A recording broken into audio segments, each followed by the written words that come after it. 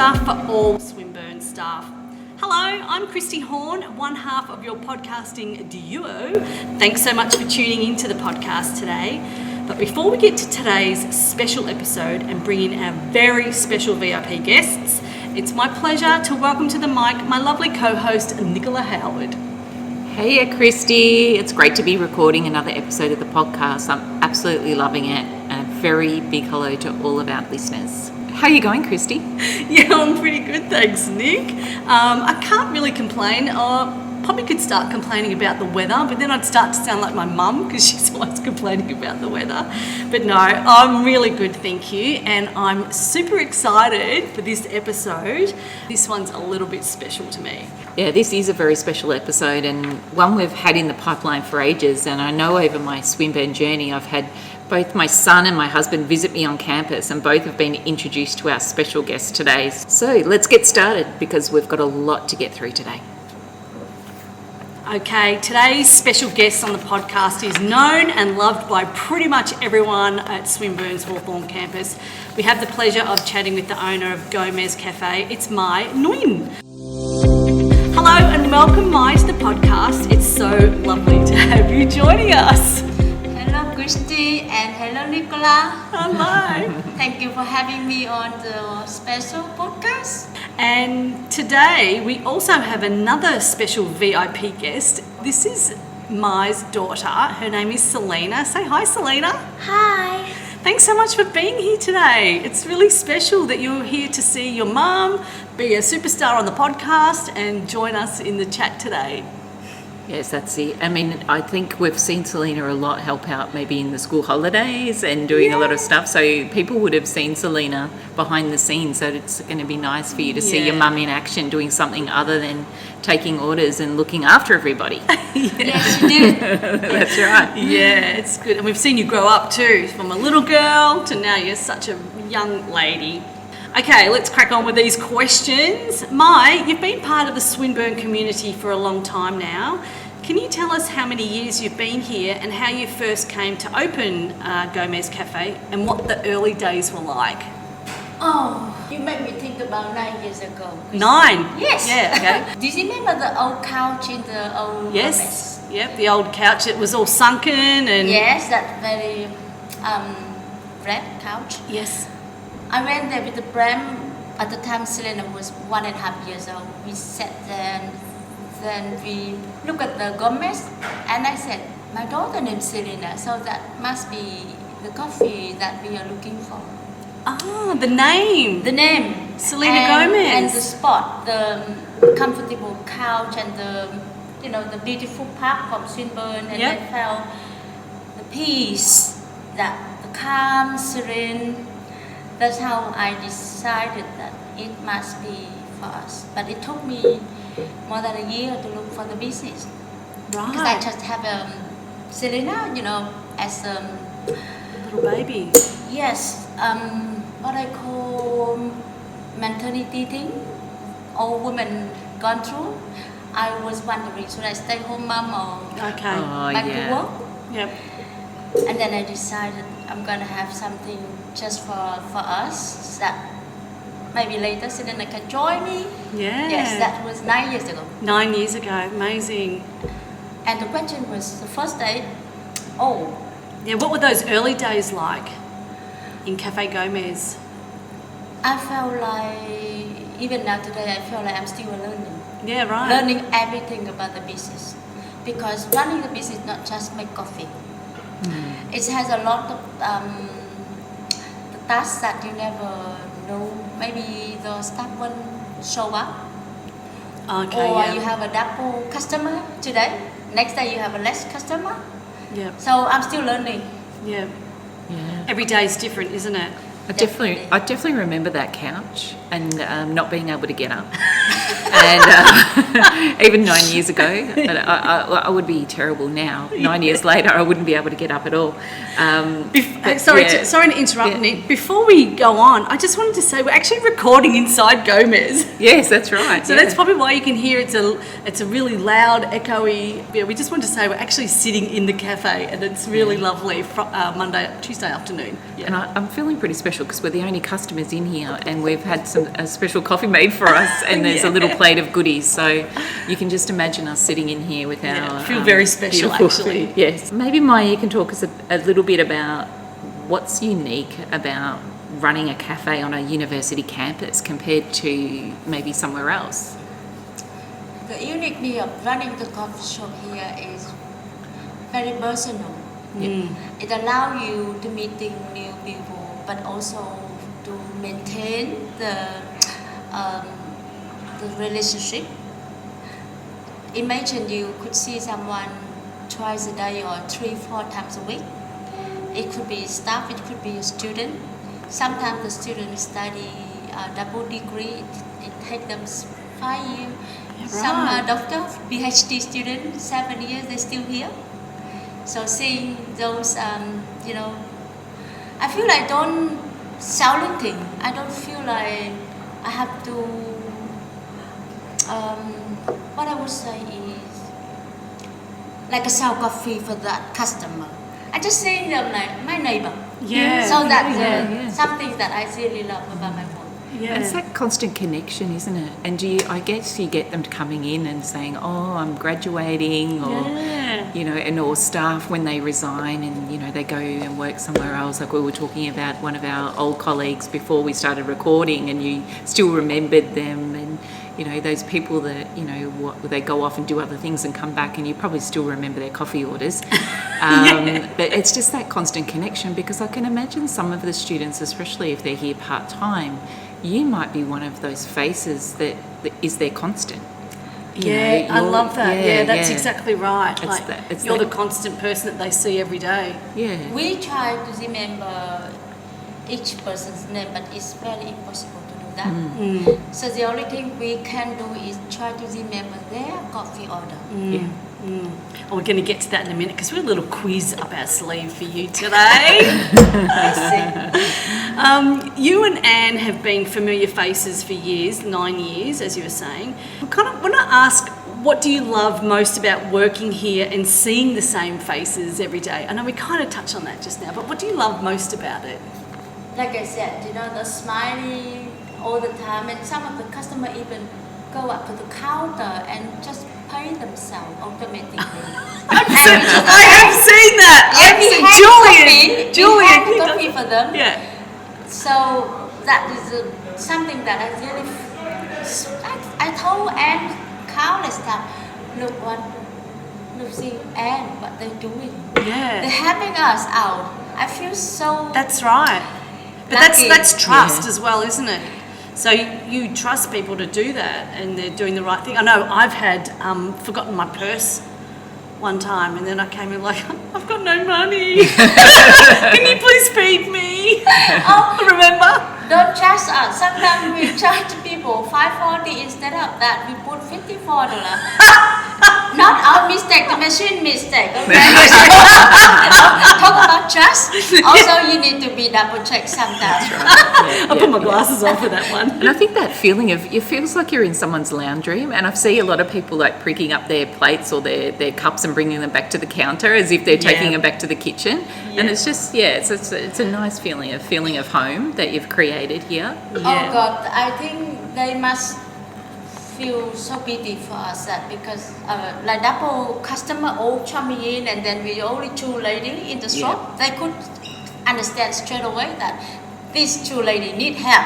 Yes. Yeah, but I think that's also a sign of respect as well, right, and love and care, and people do that as respect. You don't do that at home. You don't just leave your stuff everywhere. No, I do think, Unless you live with a teenager.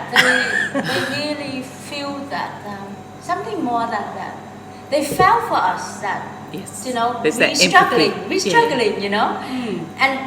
you're right. They do care and love more than that, but I can tell that they do it every time, not just once. Yeah. Yeah. Even we quiet, we have no customer, it become habit. Yeah. So it's not about today I see you struggle, next day I left it there for you. No, every time they visit, they do the same.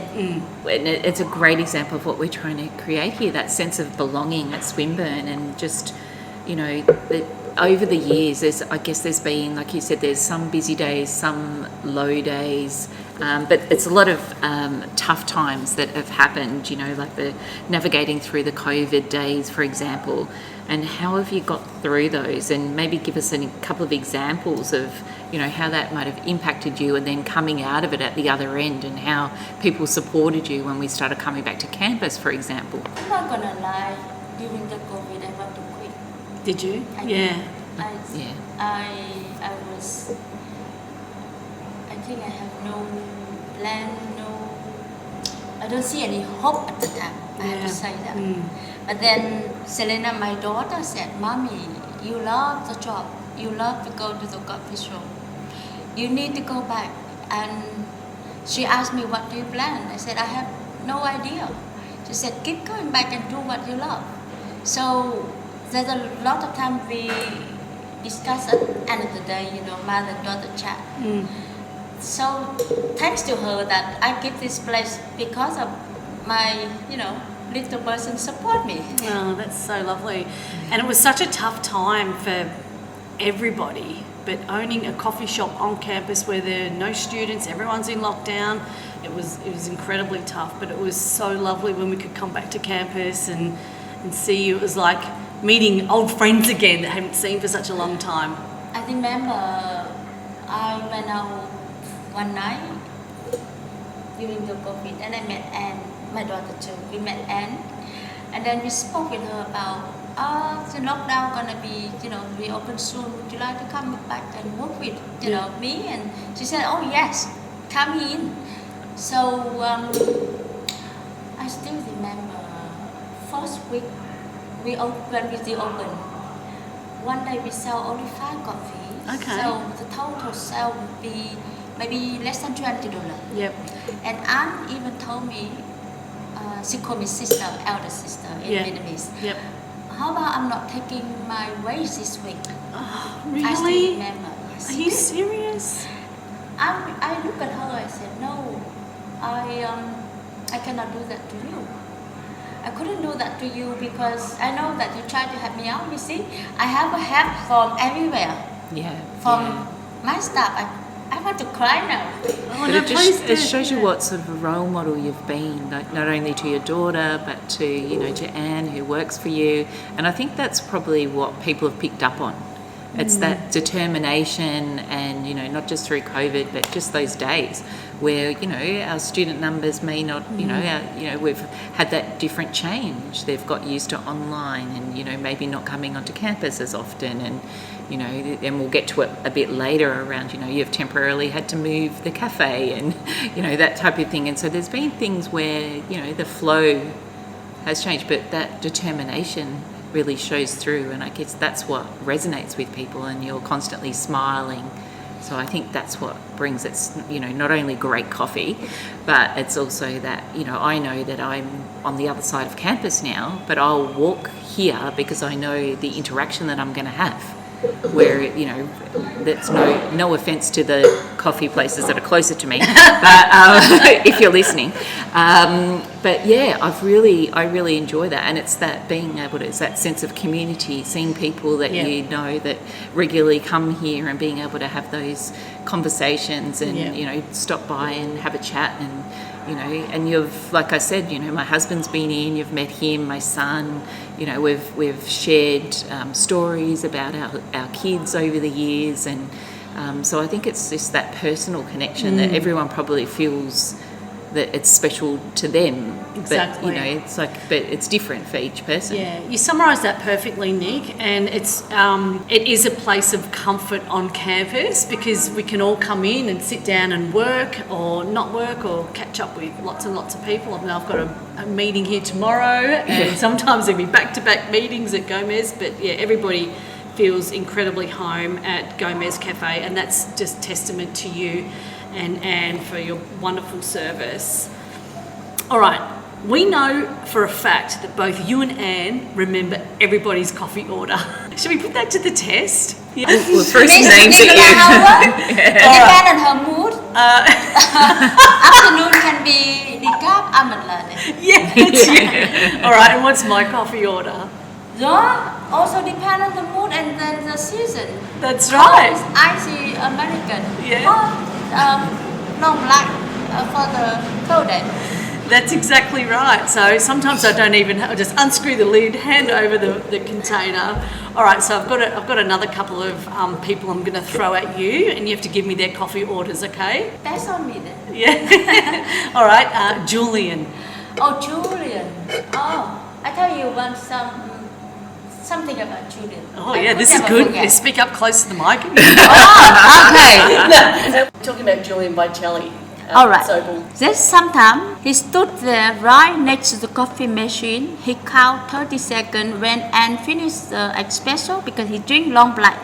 Waiting there to get the coffee seat after he drink finished, bring the dirty cup to the sink. Does he really? He did few times that Yeah. I said, Julian, sit down please, I can't manage. No, I'm being trained well.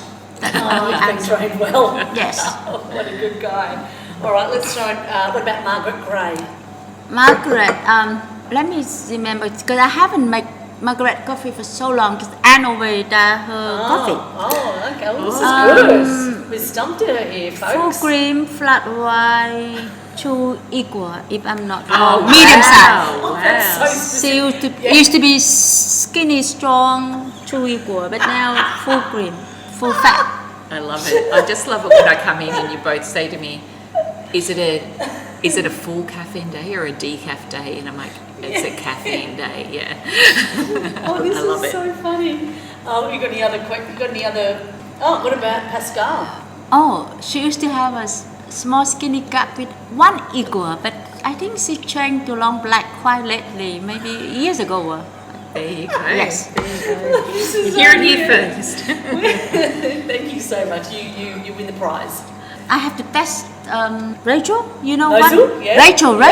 Yeah.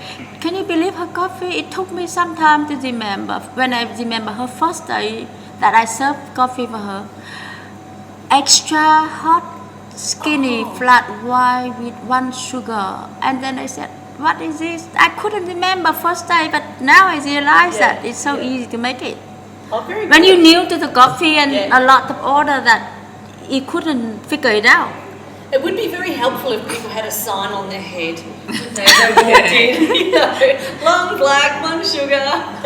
Mai, can you think of any memorable moments that you might like to share with us of people that have come through the cafe over the years? Oh, I had a lot of story, but there's a one very sad and beautiful story. I don't know if you understand. I'm about to tell you. Maybe Celine remember that story because I told you one day it was so busy in the shop, and when I brought out the coffee for the lady, she suddenly looked at me and said, "Can you say hello to Henry?" And she was sat alone by herself. I look around and I spot the big teddy bear. And I suddenly wake up. I said, "Henry, okay." She said, "Yeah, you said hello to Henry. Give him a hug then." I gave him a hug, and oh, he smelled so old, like a moldy. Musty Yes, sort of smell. that. Yeah. And then she said, "I had Henry for 15 to 16 years now." And next time she visits the coffee shop, again she brought Henry. And this time I remember her so well because she, got a very strong memory about that lady. Yep. I just came and gave both of them a big hug. I Yeah, said, right. "Hello, Henry." And the lady said, "Oh, you remember my Henry?" And I got so much bear at home. I don't have a children or, partner. So Bear is my baby. Oh, that's so lovely. Yes. Yeah, very nice. And I don't think I would ever forget that story. But it reminds me about how lonely some of us here. That's what I said, a bit sad and beautiful story. Yeah. I think you like we talked about before, it's like that, you might be that one person that someone has spoken to Because I think we do take it for granted that even because we're surrounded by people, that people are interacting with each other. But sometimes we hear of stories where people come in, they do their job and they go home. Or students that are here, they don't interact with their classmates for whatever reason, and they may have their own problems that they're trying to solve, and the only person that they've spoken to all day might be you. And so I guess it's that that feeling, that safety and feeling of home that everyone's looking for, that being surrounded by people, but also that connection. And for her to feel safe enough for you to say hello to Henry, and Henry being a teddy bear, I think is, you know, testament to what we've been talking about throughout and this. you're not judging her at all. All right, before we kind of wrap up today, Mai, I really want to say, do you ever stop and realise the role that you and Anne play in connecting people, students, staff, and even strangers, just through coffee and conversation? You play such a vital role in the community and connection in Swinburne. It's really, really important. Do you get how important it is? Because we have this Swinburne One. It's one of our values, isn't it, Nic? Yep, one Swinburne. Yep. And you're such a big part of that. You know, sometimes people tell me that I'm a bit weird. Weird. Yes. Yeah. Even my daughter sometimes teasing me, Mom, you're so weird.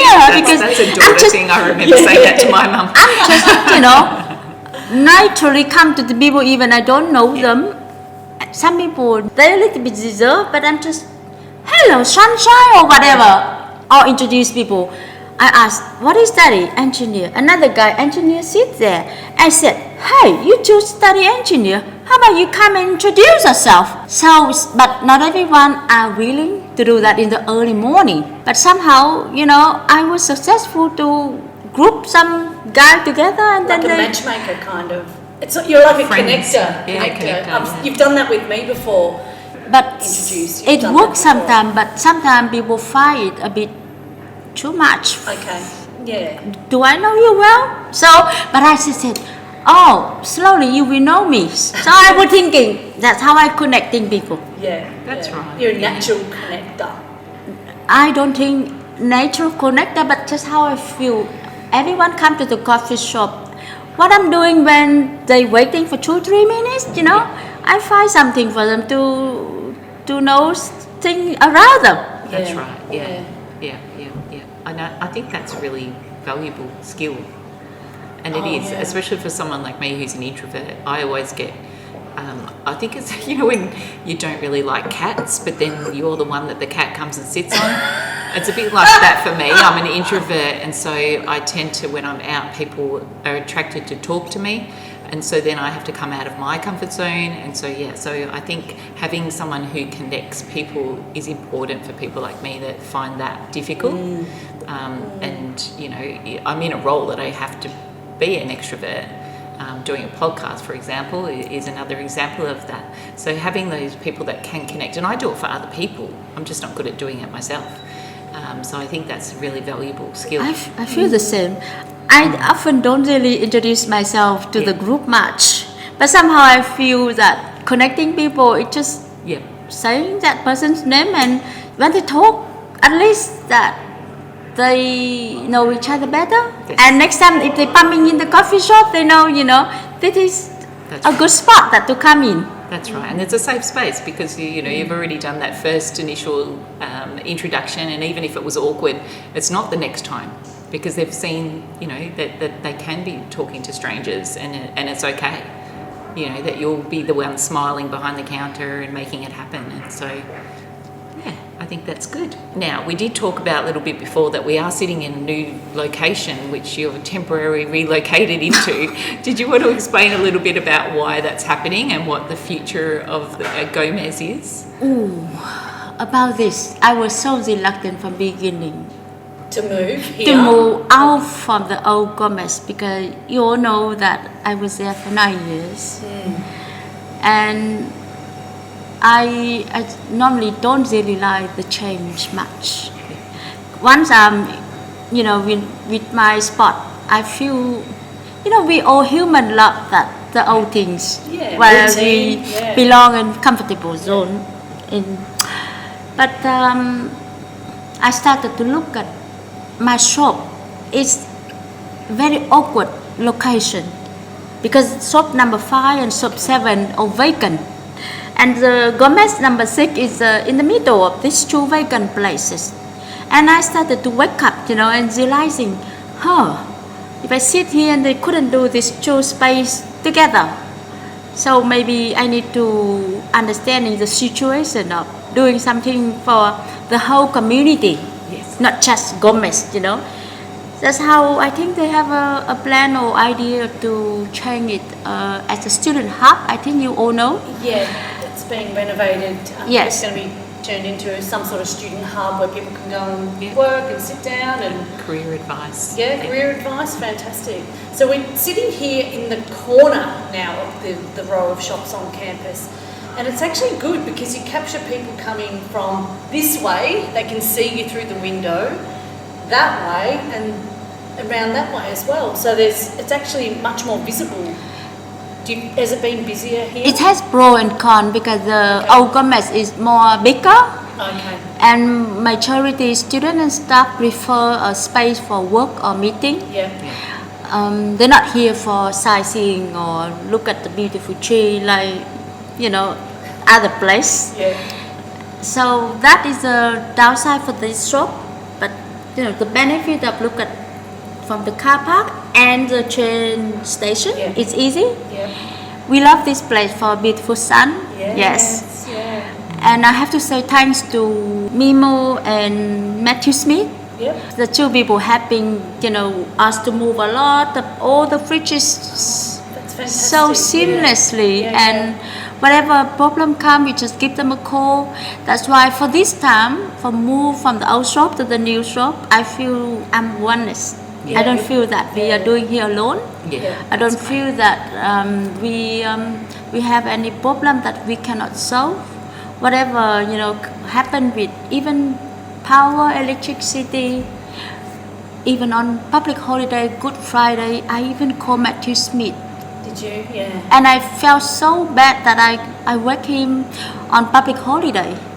But because next week we have to reopen Monday, and if we couldn't get it done on Friday, we cannot open that next Monday. I have to call Mimo also for so many people. I have to thank this time for helping us move here. And like I so said, glad to hear that It's it was a lovely. smooth Yes. transition. Yeah. And also that the thought, we talked a little while ago, you were talking about how you were consulted about the colours for the new space, and and so that whole being part of the community and conversation rather than just being told, this is what's happening to you, you're part of the discussion and the decisions moving forward. Yes. That was really great to hear.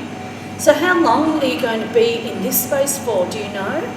I hope we can go back to the new shop before August for the next semester started. Right. Yes. Okay, That's great. We'll come to the new launch. Yeah. We'll get a launch party. We've just created it, but We need more people, or just for we'll bring a few friends. No, just us four. Okay. Yeah. Fantastic. You did it. Well done. And thank you so much, Mai. It was such a delight to chat with you. Thank you for letting us come into your cafe. At the end of the day, you're probably really tired and want to get home. And for Selena for being here with us as well. Thank you so much for being on the podcast. How do you reckon Mum went? Good. She did good, didn't she? Yeah? Yeah. You can see that pride in the eyes. Yeah, It's we're so very good. happy. Yeah. Thank you one thing so I would much. like to add Yes. to our podcast. Yes. To feel happy in our job is so important. It really something I want the young children or even students here, if they could hear the podcast today, that the fulfillment of loving the job, it makes you feel not just a job. It More than that, do you think? Yes, and also end of the day you feel happiness everywhere you go. It come inside you like internal happy, just come inside you. Sense of purpose. And also people can feel that if you love the job and you deliver it with It's your obvious, isn't it? That's a wrap on this episode.